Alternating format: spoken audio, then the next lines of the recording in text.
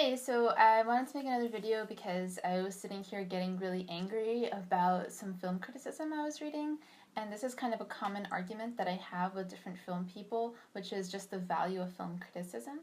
I think over the years I've gotten really frustrated that when films get released, there's this sort of pressure to just see them right away, even though you might not actually be in the mood for it.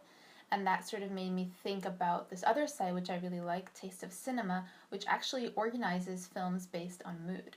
So when I'm sitting down and I'm looking for a movie, I actually go on this site and sometimes I'm like, yeah, I'm looking for a bizarre romantic comedy, or I'm looking for British films from the 60s, or I'm looking for movies about grief, or movies about being surprised. And a lot of these have to do with what I'm experiencing and what I'd like to get over.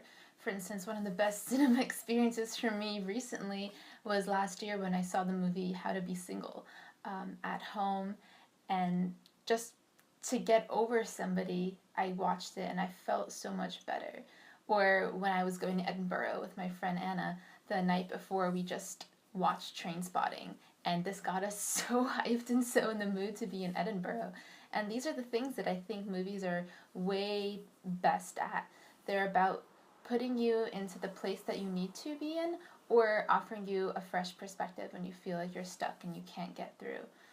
I think that cinema has turned into this sort of pipeline, and especially for film criticisms, they've turned movies into this academic subject in which you have to dissect everything in terms of, like, does it follow conventions, or does it break conventions, or does it not break enough conventions, or is it following too many conventions, is it on genre, is it not on genre, and all these things I've found are just not helpful for helping people find the movies they want to watch. And I think that when we put everything in this pressure release, we lose the benefit of the slow burn. The fact that maybe a movie that you hear about today might not be the right one to watch today, but might be perfect in 2 years from now when you're experiencing that, or that's something that you need to understand.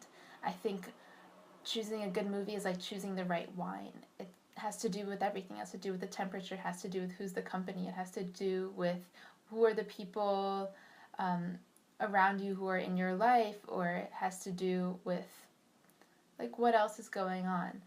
And I think a lot of film marketing doesn't have that, and as a result, Variety and AV Club and Film Slate and IndieWire just sort of give you a version of movies that has pretty much become either snobbish or industry or very competitive, and it loses a lot of that quality that is really interesting, is that movies help you process emotions.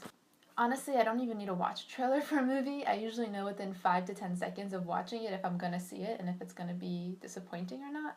If it's a visual style that I'm into, or cinematography, I see right off the bat, okay, that's something I'm definitely watching. And for a story, I just need to know what mood is it going to put me in, or what mood is it going to take me out of. So I recommend checking out Taste of Cinema to look at movies and to find new movies.